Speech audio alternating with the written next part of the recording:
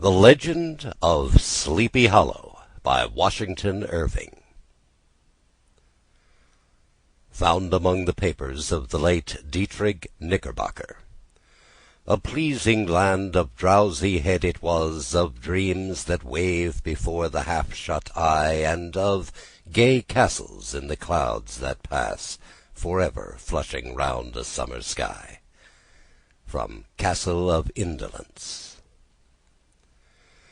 In the bosom of one of those spacious coves which indent the eastern shore of the Hudson, at that broad expansion of the river denominated by the ancient Dutch navigators the Tappan Zee, and where they always prudently shortened sail and implored the protection of St. Nicholas when they crossed, there lies a small market town or rural port, which by some is called Greensburg, but which is more generally and properly known by the name of Tarrytown. This name was given, we are told, in former days by the good housewives of the adjacent country, from the inveterate propensity of their husbands to linger about the village tavern on market days. Be that as it may, I do not vouch for the fact, but merely advert to it, for the sake of being precise and authentic. Not far from this village, perhaps about 2 miles, there is a little valley, or rather lap of land among high hills, which is one of the quietest places in the whole world.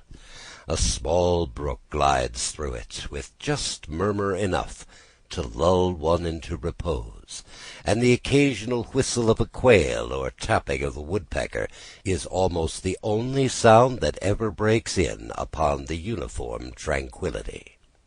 I recollect that when a stripling my first exploit in squirrel shooting was in a grove of tall walnut trees that shades one side of the valley.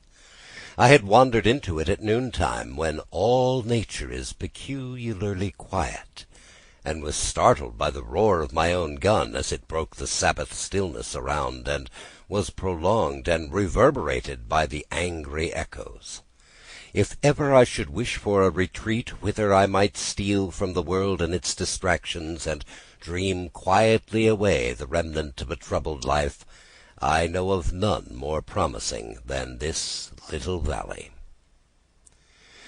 From the listless repose of the place, and the peculiar character of its inhabitants, who are descendants from the original Dutch settlers, this sequestered glen has long been known by the name of Sleepy Hollow, and its rustic lads are called... Sample complete. Ready to continue?